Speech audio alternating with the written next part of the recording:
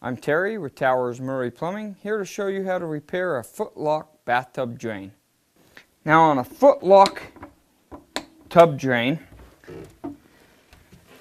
to remove these, typically the top portion here, whether it be chrome, brass, any color, will unscrew.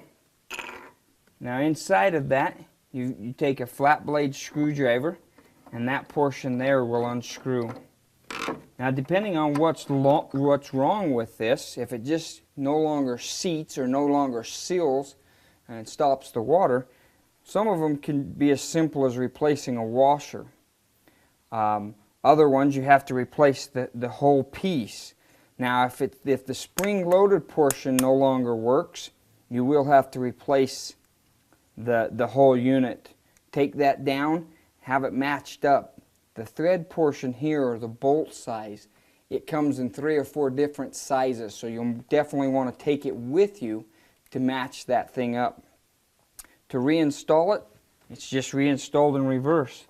This portion here, take it first, screw it back down into the bottom, use your screwdriver. Doesn't need to be too tight, just snug it into place and replace that top cap. Sometimes they can be a little tricky to get started. Test it out a few times, stop it, turn the water on, make sure it seals and it's holding water. And again, I'm Terry with Towers Murray Plumbing, and we've showed you how to repair a footlock bathtub drain.